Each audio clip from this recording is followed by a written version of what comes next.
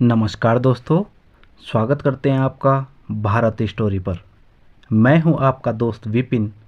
आज है संडे और आज हम आपको सुनाएंगे दिल्ली के अंबेडकर नगर की कहानी, जहां पिंकी नाम की एक युवती का दोस्त मोहम्मद जाकिर लेन देन के चलते उसकी हत्या कर देता है।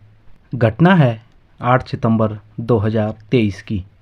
शाम के वक्त नोएडा में ही स्थित नॉलेज पार्क इलाके में गश्त पर थी कि तभी पुलिस को झाड़ियों में कोई चीज़ होने की आशंका होती है।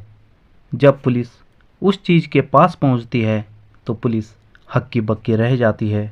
झाड़ियों में एक युवती की अधजली लाश फेंकी हुई थी।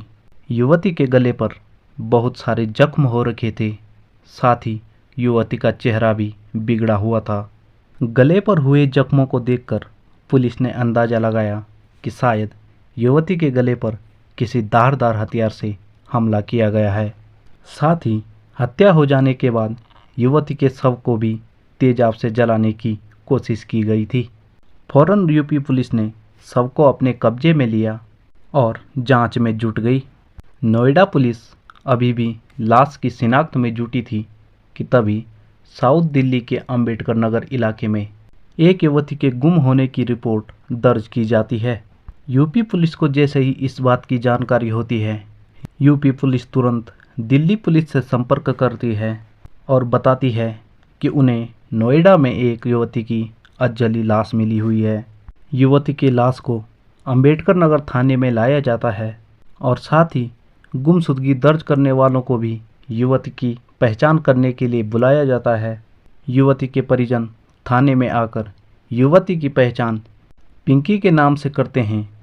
युवती के घर वाले बताते हैं कि युवती अंबेडकर नगर से 8 सितंबर को घर से तो निकली थी, लेकिन कभी वापस नहीं आई। जब पुलिस वाले जांच के दौरान युवती के परिवार वालों से पूछते हैं कि क्या आपकी इससे पहले किसी से दुश्मनी थी या फिर किसी कारण से आपका किसी के साथ कोई झगड़ा हुआ हो, युवती के बारे में युवती के घर वालों और रिश्तेदारों से गहन पूछताछ की जाती है। तो पूछताछ में पता लगता है कि वर्ष 2018-19 में युवती की मां ने युवती के दोस्त मोहम्मद जाकिर को 11 लाख रुपए बतौर कर्ज के रूप में दिए थे। उस समय तो मोहम्मद जाकिर ने पैसे कुछ ही समय बाद लौटाने के लिए कह दिया था, लेकिन धीरे धीरे बीतते वक्त के साथ उसकी नीयत बदलने लगी और उसने पिंकी के घर वालों को साफ साफ कह दिया कि वह अब तुम्हारे पैसे कभी नहीं लौटाएगा। चूँकि रकम थोड़ी ज़्यादा थी, इसलिए पिंकी के घर वालों और मोहम्मद जाकिर के बीच कुछ झगड़ा होने लगा। इसी झगड़े के दौरान पिंकी भी लगातार मोहम्मद जाकिर के ऊपर पैसे लौटाने का दबाव बनाने लगी। इसी बात को लेकर मोहम्मद जाकिर और पिंकी के बीच झगड़ा भी होने लगा। मोहम्मद जाकिर किसी भी तरह से पैसे वापस नहीं लौटाना चाहता था, साथ ही वह पिंकी से भी पीछा छुड़ाना चाहता था, इसलिए उसने पिंकी की हत्या की योजना बनाई। जब मृतका के घर वालों से पुलिस को क्लू मिला तो पुलिस ने तुरंत एक्शन में आते हुए मोहम्मद जाकिर की धरपकड़ शुरू कर दी। पुलिस टीम ने सभी संभावित तकनीकी सुराग और सबूत एकत्रित किए और उनका गहन विश्लेषण किया। पूछताछ में पता चला कि मृतका दिनांक 8 सितंबर को करीब 2-3 बजे अपने ऑफिस से निकली थी। पुलिस को यह जानकारी भी मिली कि मोहम्मद जाकिर पिछले 1 हफ्ते से छुट्टी पर था, साथ ही उसका मोबाइल भी स्विच ऑफ आ रहा था।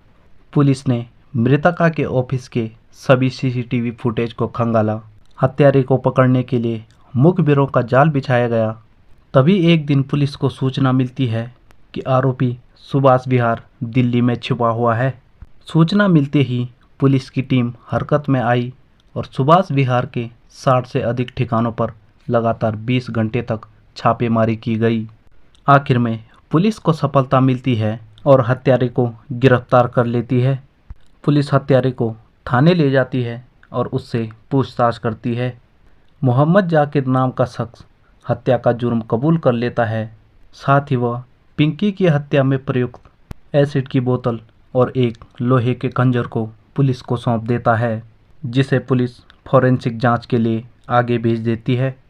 पूछताछ के दौरान पिंकी के हत्यारे जाकिर ने खुलासा किया कि वह निजामुद्दीन रेलवे स्टेशन पर तकनीकी पर्यवेक्षक के रूप में काम करता है। उसने वर्ष 2018-19 के दौरान मृतका के घर वालों से 11 लाख रुपए उधार लिए थे। मृतका पिंकी जब उस पर पैसे लौटाने का दबाव बना रही थी तो इसी दौरान उसने पिंकी की हत्या कर दी। हत्यारा बताता है कि वह पिंकी को नॉलेज पार्क नोएडा ले गया और लोहे के खंजर से उसकी हत्या कर दी। साथ ही उसने पहचान छिपाने के लिए उसके चेहरे पर तेजाब भी डाल दिया। लेकिन पुलिस की सूझबूझ ने हत्यारे को पकड़कर जेल की सलाखों के पीछे ठूंस दिया। आप लोग भी ऐसे लोगों के प्रति सावधान रहिए, साथ ही अपने परिवारजनों को भी इन लोगों के प्रति सावधान रखिए। मिलते हैं अगले संडे को एक नई क्राइम स्टोरी के साथ। तब तक के लिए स्वस्थ रहिए, मस्त रहिए और यूं ही कहानियाँ सुनते रहिए। धन्यवाद।